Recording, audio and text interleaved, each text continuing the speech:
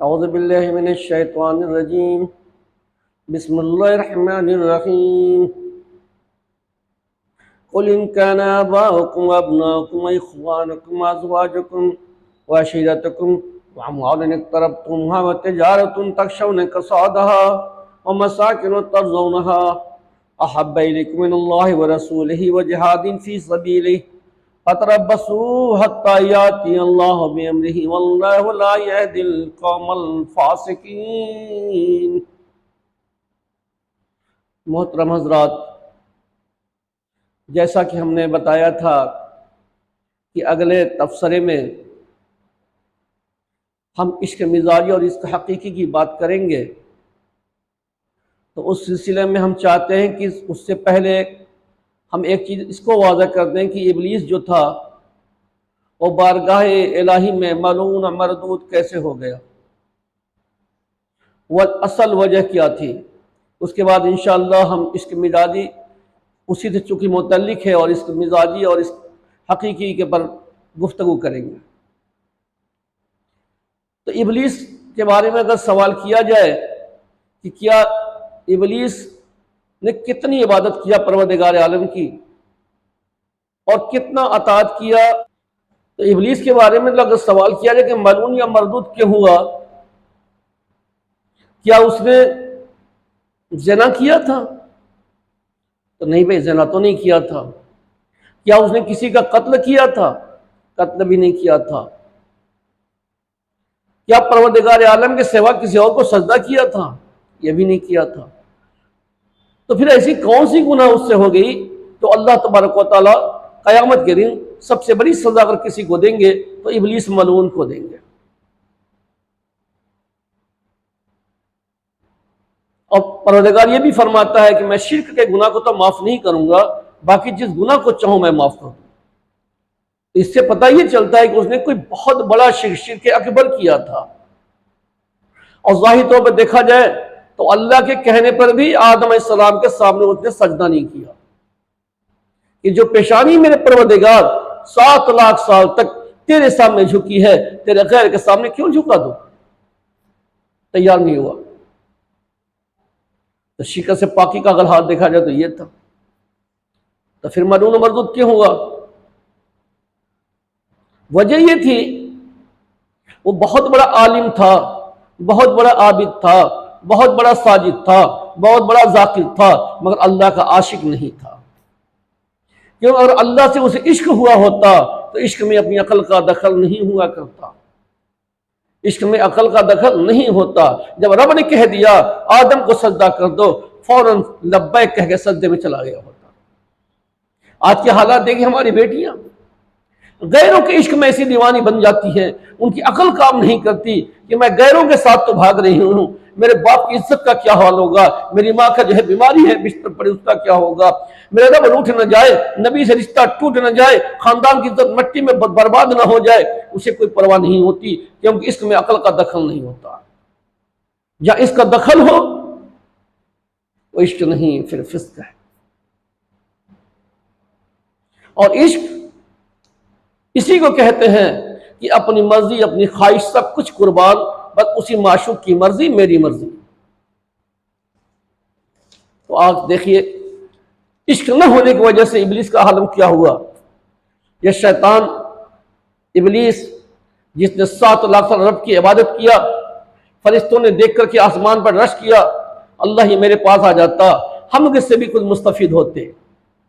अल्लाह ने फरिश्तों की तमन्ना पूरी करने के लिए उठा के भेज दिया।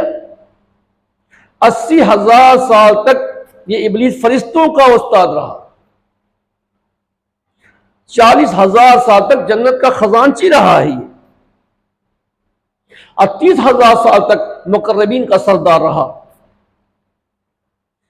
14,000 साल तक तो अर्श का तवाफ करता रहा अल्लाह के।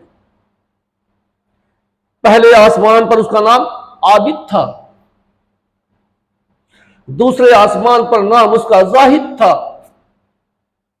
तीसरे आसमान पर नाम उसका आरिफ था, चौथे पर नाम उसका वली था, 5वें आसमान पर नाम उसका तकी था, 6ठे आसमान पर नाम उसका खाजिन था, सातवें आसमान पर उसका नाम अज़ाज़ील था। अब कयामत तक उसका नाम इब्लीस ही रहेगा। तकब्बुर बड़ाई ने कहां से कहां पहुंचा दिया।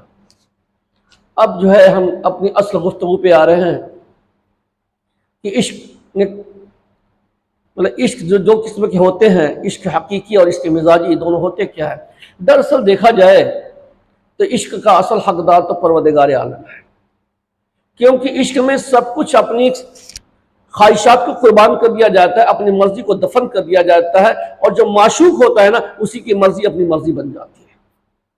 इश्क में यह नहीं होता कि मेरी पसंद अलग और तेरी पसंद अलग। इश्क में नहीं होता कि मैं कुछ और चाहूं तो कुछ और चाहे।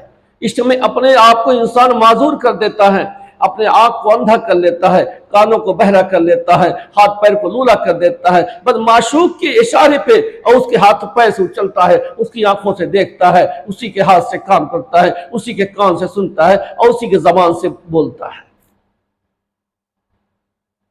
लेकिन आज हमारा हाल क्या है? हमने जो है इश्क को ऐसा बदनाम कर दिया। भाई इश्क एक तरह से कहा दिया जाए ये इबादत है, क्योंकि अपनी मर्जियात को दफन करना होता है।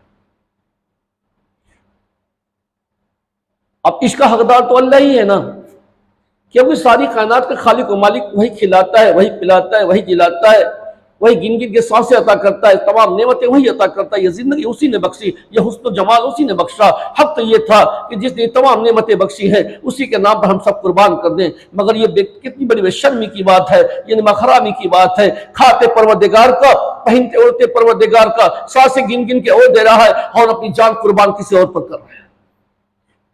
कितनी बड़ी मखरामी की बात है। तो जो रब असल हकदार है मोहब्बत का, इश्क का, अगर उससे मोहब्बत करते हैं तो ये इश्क हकीकी है। और अगर उसको ठोकर मार के, परवरदिगार का हुक्म तोड़ के, अगर निमखरामी करके वही मोहब्बत वही दिल किसी और को दे बैठते हैं, ये इश्क मिजाजी कहलाएगा कि अपने मिजाज से इसको जहां मुंतखब कर लिया। अब ये क्या है? इश्क मिजाजी चूंकि महबूब दुनिया में मौजूद है, इसके मिजाजी में जिंदगी महबूब होती है, इसकी हकीकी में मौत महबूब होती है, क्योंकि परवरदिगार तो मौत के बाद ही मुलाकात होगी। इसके मिजाजी का खेल मौत तक चलता है और इसके हकीकी का असल खेल मौत के बाद शुरू होता है। इसके मिजाजी में मकसूद जिंदगी में ही हासिल करना हो सकता है, मगर इसके हकीकी में असल मकसूद मौत के बाद नसीब होता है। इसके मिजाजी में सकून माशूक को गले लगाने पर हासिल होती है, तो इसके हकीकी में सकून मौत को गले लगाने में हासिल होती है। इसके मिजाजी में दीवार घर, खानदान, समाज है, तो इसके हकीकी में दीवार सिर्फ मौत है। मौत आई कि इसके माशूक के हकीकी से मुलाकात हुई। इन दीवारों को ढाने के बाद मकसूद हासिल होता है। इसके मिजाजी में उतार चढ़ाव होते रहते हैं, तो इसके हकीकी बढ़ने के सिवा घटने का नाम नहीं लेती। इसके मिजाजी में शहवत पोशीदा होती है, मगर इसके हकीकी मुकम्मल तौर से पाक साफ होती है। इसके मिजाजी की इब्तिदा के बाद एक इंतहा होती है, मगर इसके हकीकी में इब्तिदा के बाद कोई इंतहा नहीं होती। माशूक के मिजाजी जो दुनिया का होता है, लाचार, मजबूर और नौबरों हालात का शिकार होता रहता है, मगर हमारा माशूक के हकीकी हर तरह के हालात से पाक, कोई हालात नहीं आते जिसके सामने जर्र जर्र लाचार और मजबूर है। इसके मिजाजी जबरदस्त मुसीबत की घड़ी में तुझसे दूर हट जाएगा, मगर इसके हकीकी जो परवरदिगार है, मुसीबत की घड़ी में जब दुनिया ने तुझे ठोकर मार दिया होगा, जब सारी दुनिया छोड़ दे, जब मौत गले लगा ले, जब कब्र की अंधेरी कोठरी में जब तुझे दफन किया जाएगा, तो इसके माशूक के हकीकी उस वक्त आके साथ देने के लिए खड़ा होगा। मेरे बंदे मत घबराना, तो मेरा दीवाना था, तो मेरा आशिक था, तो मेरे लिए अपनी जान कुर्बान करता था, तुम मुझसे मिलने के लिए बेचैन रहा करता था, तो मेरी ख्वाहिशात पे अपने को कुर्बान करता था। आज अंधेरी कोठरी में तुम गम मत करो, मैं तेरे साथ हूं। पुलसरात पे परवरदिगार खड़ा हो जाएगा, बंदे गम न करना, मैं तेरे साथ हूं। हशर के मैदान में परवरदिगार टेंशन मत पड़ना, आजा मेरे अर्श के नीचे, तू तो मेरा दीवाना था, तू तो मेरा आशिक था, तुझे कम करने की जरूरत नहीं, मैं तेरे साथ हूं। और पुलसरात को भी परवरदिगार पार के जन्नत के ठिकाना, जन्नत तक हमारा ठिकाना लगाएगा और वहीं पर जाकर फिर मुलाकात हो। मगर ये दुनिया से जो हम इश्क करते हैं ना, ये जो माशूक के हक, जो माशूक के मिजाजी जो हमारे हैं, इतने नालायक, इतने खुदगर्ज होते हैं कि अगर आज चेहरे पर झुर्रियां पड़ जाए, पता लगा सरक लिए, कोई मुसीबत परेशानी आए सरक लिए। ये इश्क नहीं होता। इंग्लिश में दो वर्ड है, एक लव है, लस्ट है। ये सिर्फ वसूलते हैं आपसे हुस्न जमाल, जितना भी इसको चूस लो, और जब सब चूस लेते हैं अब बिल्कुल जो है कि नहीं, आप के अंदर कुछ बाकी नहीं रहता, ये ठोकर मार देते हैं और आप इनके पीछे जिंदगी बर्बाद करते हैं। हमारी बहन बेटी, ठीक है मोहब्बत करो, मना नहीं करता, लग जाओ इसके मिजाजी में, मगर जब मुसीबत की घड़ी एक वक्त आएगा, आंखें बंद होगी, कब एक अंधेरी कोठी में जब तुझे पहुंचा दिया जाएगा और जब सब लोग छोड़ के भागेंगे, चीखना उसी में से, अरे मेरे दीवाने, मेरे माशूक, अंधेरी कोठी में छोड़ के मुझे कहां जा रहा है? तू तो कहता था कि साथ जिएंगे साथ मरेंगे तेरे लिए, अभी अंधेरी कोठी मुझे छोड़ के जा रहे हो, किसके हवाले करके जा रहे हो? चीखो कब्र के अंदर, अल्लाह की कसम बहरा होकर चला जाएगा, तुझे 3 मुट्ठी मिट्टी के सवा तेरे चेहरे पर मारने के सवा कुछ और नहीं देगा। अभी आगे भी मरहले हैं, चीखो चिल्लाओ, अभी उसमें जब सवाल जवाब होगा, चीखो चिल्लाओ, आजा मेरी मदद करने को। देखो आता है तेरा माशूक मिजाजी। कयामत के मैदान में जब पेशी होगी, इधर उधर चीखोगी, 1-2 नेकियां घट जाए, बुलाओ माशूक मिजाजी को और मेरा साथ दो, मुसीबत की घड़ी है, नेकियां घट गई, देखो आता है साथ देने को। पुलसरात पर जो 1500 बरस का रास्ता है, जब उसे तुम्हें पहुंचाया जाएगा, चीखो चिल्लाओ, आजा मेरी मदद करने को, देखो आता है तेरा माशूक मिजाजी। अरे मेरी बेटियों, मेरी बहनें, शर्म करो, अपनी ईमान को बचा लो, चंद घड़ी शहवत की लज्जत के लिए अपनी ईमान को बर्बाद मत करो। ईमान को जो है एक कीमती शय, इसको जिंदगी हमेशा के लिए खत्म मत करो। अल्लाह हम सबको जो है समझने की और अमल करने के तौफीक नसीब फरमाए। भाई इस बात को आगे तक पहुंचाइए ताकि बाकी लोग भी मुस्तफीद हों और सवाब दारैन हासिल करें।